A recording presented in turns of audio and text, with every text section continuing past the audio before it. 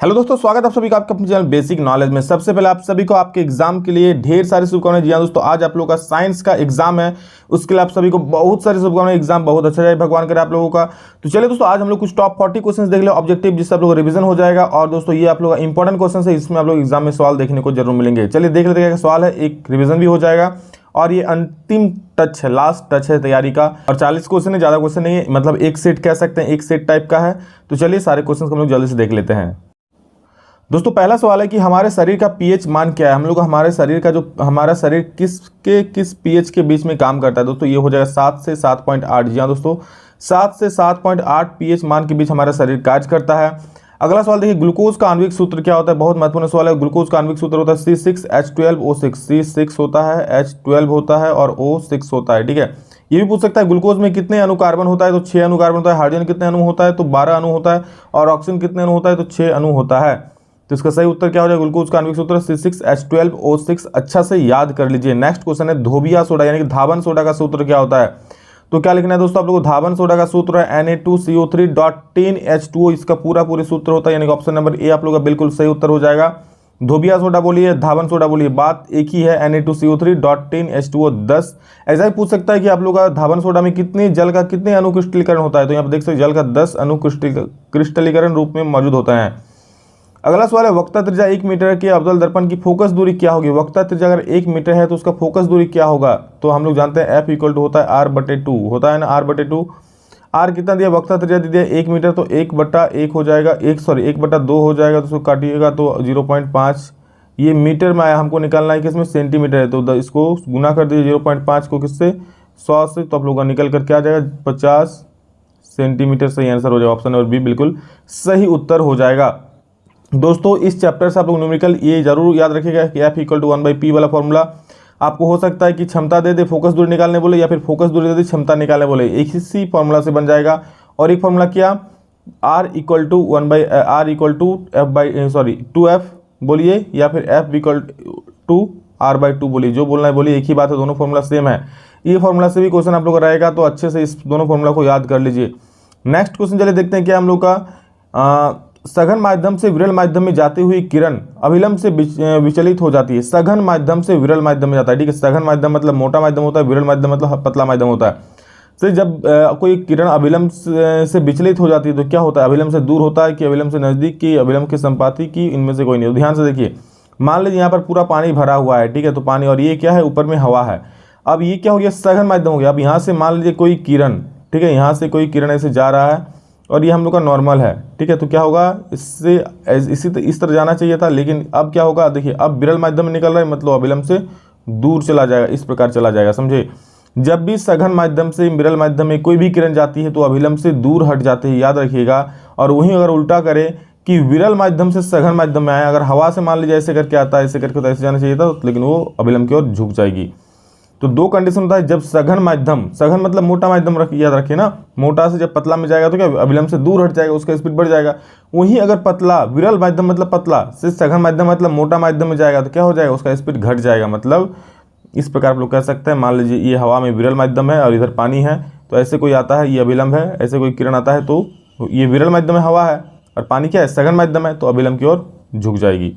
ठीक है, लेकिन यहाँ पे सघन से विरल बोला है, तो याद रखिएगा जब भी सघन से विरल माध्यम में जाता है, ठीक है, सघन माध्यम से विरल माध्यम में जाता है तो अभिलंब से दूर हट जाता है, तो यहाँ अभिलंब से दूर हट जाएगा। अगला सवाल देखिए, नेक्स्ट क्वेश्चन, रक्तचाप मापने के उपकरण को कहते हैं। दोस्तों इसको कहते हैं स्फिगोमैनोमीटर। याद रख लीजिए, एग्जाम में पूछा जा सकता है कि स्फिगोमैनोमीटर से क्या मापा जाता है, या फिर रक्तचाप मापने की उपकरण का नाम क्या है। तो स्फिगोमैनोमीटर। वाष्पोत्सर्जन की क्रिया पाई जाती है किसमें, जंतुओं में, पौधों में, पौधों जंतु दोनों में, कि इनमें से कोई नहीं। दोस्तों वाष्पोत्सर्जन पौधों में ही पाया जाता है, और किसके थ्रू से होता है, याद रखिएगा, जी हाँ, रंध्र के थ्रू से होता है। ठीक है, कब होता है दोस्तों, जब कार्बन डाइऑक्साइड की मात्रा एक्सेस बढ़ जाती है, ठीक है, सॉरी, जब जलवाष्प की मात्रा एक्सेस बढ़ जाती है तो उसको करने के लिए यहाँ पर वाष्पोत्सर्जन की क्रिया होती है। समझ रहे हैं। ठीक है, अगला सवाल देखिए क्या है, नेक्स्ट क्वेश्चन क्या है कि पौधों में वायवीय भागों से जल की ह्रास की क्रिया कहलाती है। दोस्तों पौधों के वायवीय भागों से अभी बताएं कि जल की ह्रास, जल जिससे होता है ह्रास, उससे क्या बोलते हैं, वाष्पोत्सर्जन बोलते हैं। समझ गए। घेंघा रोग पनपता है किसकी कमी से। दोस्तों तो सभी लोग जानते हैं, जी हाँ दोस्तों, आयोडीन की कमी से घेंघा रोग उत्पन्न होता है, याद रख लीजिएगा। और हमारा अगला सवाल है कि पौधे में जनन अंग कहाँ पाए जाते हैं। तो दोस्तों पौधे में जो जनन अंग है वो कहाँ पाया जाता है? जी हाँ, बिल्कुल सही, जड़ में पाया जाता है जनन अंग। एलपीजी का मुख्य अवयव क्या है? तो एलपीजी का मुख्य अवयव दोस्तों है नॉर्मल ब्यूटेन और आइसोब्यूटेन, इसका सही उत्तर हो जाएगा। तो option number A is the correct answer. Okay, LPG यानी liquid petroleum gas, full form भी पूछ सकता है तो हो जाएगा लिक्विड पेट्रोलियम गैस, यानी कि द्रवित पेट्रोलियम गैस का दोस्तों एलपीजी का जो मुख्य स्रोत है वो क्या है, अवयव क्या है? नॉर्मल ब्यूटेन और आइसोब्यूटेन। अगला सवाल देखिए क्या है कि प्लास्टर ऑफ पेरिस का रासायनिक सूत्र क्या है? बहुत इंपॉर्टेंट सवाल है दोस्तों। प्लास्टर ऑफ पेरिस का रासायनिक सूत्र क्या होता है? सी, देखिए यहाँ पर ऑप्शन में कुछ मिसप्रिंट है तो यहाँ देखिए क्या होता है, एक मिनट, CaSO4.12H2O, ये होता है दोस्तों प्लास्टर ऑफ पेरिस का सूत्र, याद रखिए। CaSO4.12H2O प्लास्टर ऑफ पेरिस का सूत्र होता है। जिप्सम का बोलता तो क्या हो जाता है? जिप्सम का बोलता दोस्तों तो होता है CaSO4.2H2O, ये जिप्सम का सूत्र हो जाता है।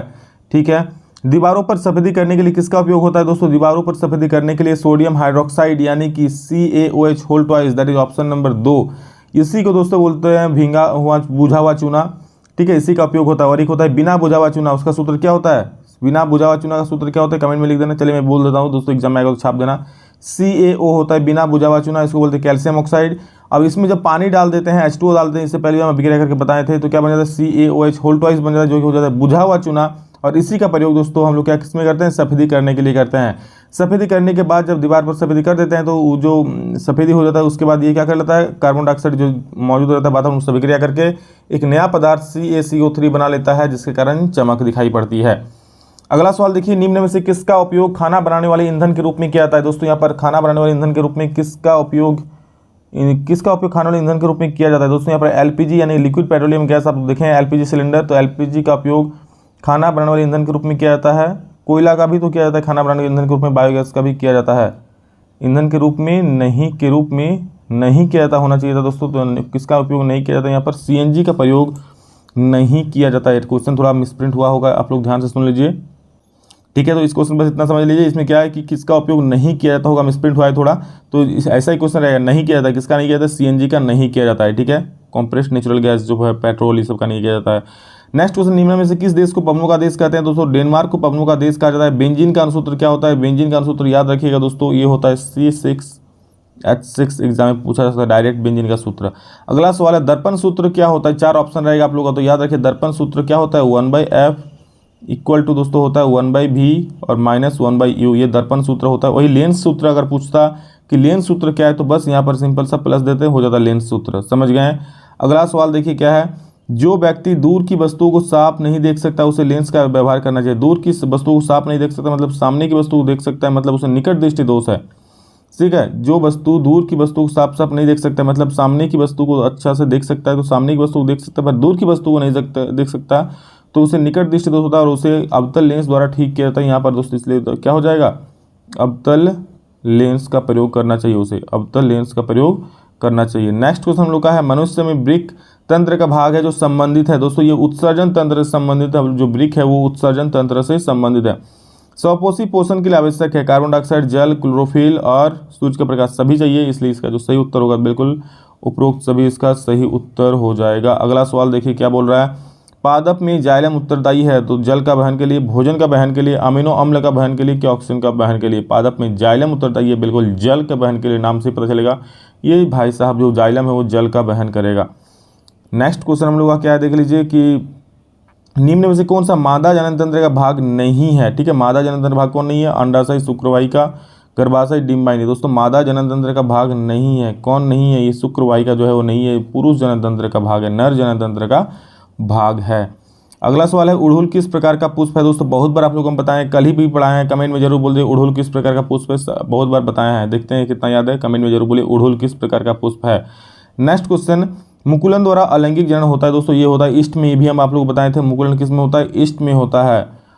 अगला सवाल देखिए, ईस्ट और हाइड्रा हो जाएगा, ईस्ट और हाइड्रा दोनों में मुकुलन होता है। मनुष्य में गुणसूत्रों की संख्या कितना होता है? दोस्तों ये होता है 46 कह सकते हैं, या फिर अगर कहीं पर 23 जोड़ा लिखा हुआ रहे तो भी इसका सही उत्तर हो जाएगा, 23 जोड़ा या फिर 46 जो बोलना है। एटीपी का पूरा नाम लिखे, तो ये नाम दोस्तों आप लोग हिंदी में लिख दिए, देखिए क्या है, एडिनोसिन ट्राइफॉस्फेट होता है एटीपी का पूरा नाम।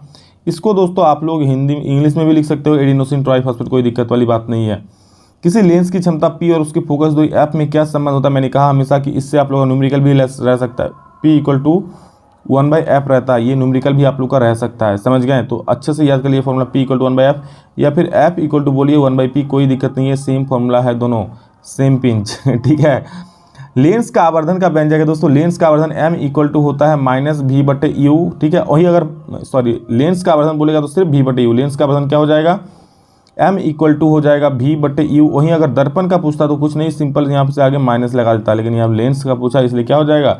v/u, ऑप्शन नंबर डी बिल्कुल सही हो जाएगा। और आवर्धन का दोस्तों अगर ऐसा ही मात्रक पूछे तो याद रखिएगा, आवर्धन का कोई ऐसा मात्रक नहीं होता, इस आवर्धन का ऐसा मात्रक विहीन होता है आवर्धन। सामान्य दृष्टि के लिए वस्तु के लिए सुस्पष्ट दर्शन का प्रथम दूरी 25 सेंटीमीटर होता है, सभी को पता है, ऑप्शन नंबर सी सही हो जाएगा। नेत्र के द्वारा किसी वस्तु का कैसा प्रतिबिंब बनता है? दोस्तों नेत्र हम लोग का होता है उत्तल लेंस। उत्तल लेंस हमेशा दोस्तों क्या बनाता है? वास्तविक और उल्टा ही बनाता है। तो लेंस में हम लोग जो आंखों में प्रतिबिंब बनता है, नेत्र के द्वारा किसी भी वस्तु का प्रतिबिंब कैसा बनता है? वास्तविक और उल्टा बनता है, यानी कि ऑप्शन नंबर 1 बिल्कुल सही हो जाएगा। और अगला सवाल है, निम्नलिखित में से किस अभिक्रिया में दो अलग अलग परमाणुओं या परमाणुओं के समूह के आपस में आदान प्रदान होता है? दोस्तों परमाणु का आदान प्रदान आपस में होता है दो अलग अलग समूह का, तो वो हो जाता है विस्थापन अभिक्रिया, ठीक है। मतलब एक दूसरे से परमाणु का आदान प्रदान करता है। तो कल हम ये वाला इक्वेशन आप लोग को बताया था अभिक्रिया वाला, नहीं देखें तो जाकर देख लीजिएगा, उससे आइडिया मिल जाएगा, उससे बहुत सारा अच्छा चीज़ बताया है। रासायनिक अभिक्रिया को संतुलित किस नियम के आधार पर किया जाता है? दोस्तों द्रव्यमान संरक्षण के नियम पर आधारित किया था, यानी कि ऑप्शन नंबर ए बिल्कुल सही उत्तर हो जाएगा आपका। और मनुष्य के पाचन तंत्र में भोजन का अवशोषण कहाँ होता है? ये होता है दोस्तों छोटी आंत में होता है भोजन का अवशोषण। और दोस्तों मॉडल पेपर जितना है उसको एक बार जरूर रिविजन कर लीजिएगा। और रिवीजन के लिए दोस्तों मैंने आप लोग का महातांडव का वीडियो बना दिया, जिसमें 200 सवाल है, सारा मॉडल पेपर है, उसको जरूर एक बार देख लीजिएगा, ठीक है, एग्जाम में हेल्प करेगा। रक्त वाहिकाएं जो रुधिर को हृदय से शरीर के विभिन्न भागों तक ले जाती है, क्या कहलाती है? देखिए रक्त वाहिकाएं मतलब जो रक्त को क्या करता है? रुधिर को हृदय से शरीर के विभिन्न भागों तक कौन पहुंचाती है? तो ये दोस्तों पहुंचाती है धमनी। याद रखिए धमनियाँ जो होती है वो रुधिर को हृदय से शरीर के विभिन्न भागों तक पहुंचाती है। वहीं जो दोस्तों शरीर के विभिन्न भागों से कौन वापस लेकर आती है? शरीर के विभिन्न भागों तक गया रक्त जो है वो अशुद्ध हो गया, अब वापस आकर क्या मतलब कौन वापस लाएगा उसको? तो उसको शिराएं वापस ले आती है, ठीक है। तो यहाँ पर नहीं है, याद रखिएगा कि उसको वापस कौन लाता है? वापस हृदय पर लाता है शिराएं। अगला सवाल है कि कोई अंग कट जाने पर रुधिर का थक्का बनने में मदद करता है, प्लेटलेट्स बनने में मदद करता है। दोस्तों ऑप्शन नंबर डी बिल्कुल आपका सही उत्तर हो जाएगा। और 37 नंबर पूछा है, पादप के वायवीय भागों द्वारा वाष्प के रूप में जल की हानि क्या कहलाता है? दोस्तों पादप में वाष्प के रूप में जल की हानि वाष्पोत्सर्जन कहलाता है। बहुत बार सवाल आ गया है, छूटना नहीं चाहिए भाई साहब। अब CH4+2O2 गिव्स CO2+H2O+ ऊर्जा, ये किस प्रकार का अभिक्रिया है? दोस्तों जहाँ पर भी ऊर्जा दिख जाए मतलब समझ लेना है ये उष्माक्षेपी अभिक्रिया है, क्योंकि उष्मा इसमें उत्सर्जित हो रही है, उष्मा हमें मिल रहा है। तो जब भी दोस्तों हमें उष्मा मिलेगा तो क्या हो जाएगा? उष्माक्षेपी। उष्मा देना पड़ेगा तो उष्माशोषी, लेकिन उष्मा मिल रहा है तो उष्माक्षेपी हो जाएगा, उष्माक्षेपी हो गया। अगला सवाल देखिए क्या है, निम्नलिखित में से किस जीव में प्राणी संभोजी पसंद आता है? दोस्तों प्राणी संभोजी मतलब समझ लीजिए जो खाना को तो खाता है जाकर और अंदर में पेट में पचाता है, उसको बोलते हैं प्राणी संभोजी। जैसे मनुष्य हो गया, जीव जंतु हो गया, ठीक है। ये तो खाना तो खा लेगा चबाकर, लेकिन जाकर पेट में खाना छोटे छोटे सरल टुकड़ों में टूटता है। तो यार अमीबा भी दोस्तों उस पर खाना तो निकल लेता है, लेकिन उसके बाद अंदर में जाकर पचता है, तो इसका सही उत्तर क्या हो जाएगा? अमीबा हो जाएगा। मनुष्य भी दोस्तों याद रखिए प्राणी संभोजी पोषण ही है, क्योंकि वो तो खाना को खा लेता है चबाकर, फिर जाकर अंदर में छोटे छोटे टुकड़ों में पाचन होकर ये पचता है। अंतिम सवाल है, मानव हृदय में कितने कोष्ठ होते हैं? दोस्तों 4 कोष्ठ होते हैं, 2 अलिंद 2 निलय होते हैं, याद अच्छे से याद कर लीजिए। और ये था दोस्तों कुछ महत्वपूर्ण सवाल आप लोग ऑब्जेक्टिव का। कमेंट करके जरूर बोलेंगे आपका 40 में से कितना बना। और एग्जाम के प्रति बिल्कुल टेंशन मत लीजिए। इसके अलावा अगर आप लोग ये चीज़ सब कुछ नहीं भी आता, कोई दिक्कत वाली बात नहीं है, आप लोग मॉडल पर पढ़े हो, आप लोग जितना क्वेश्चन मैं बताऊँ काफ़ी वो सब पढ़े हो, तो बिल्कुल कॉन्फिडेंट रहिए, एग्जाम अच्छा जाएगा, भगवान एग्जाम बहुत अच्छा दिलवाएंगे आप लोगों को। चलिए मेहनत कीजिए। और हाँ अब पढ़ाई ज़्यादा नहीं होगा, अब तो बस अपना एग्जाम की तैयारी जाने के लिए तैयारी कीजिए। Love you all, thank you, love you. अभी के लिए इतना, फिर मिलेंगे नेक्स्ट वीडियो में जल्द ही, तब तक के लिए जय हिंद, वंदे मातरम।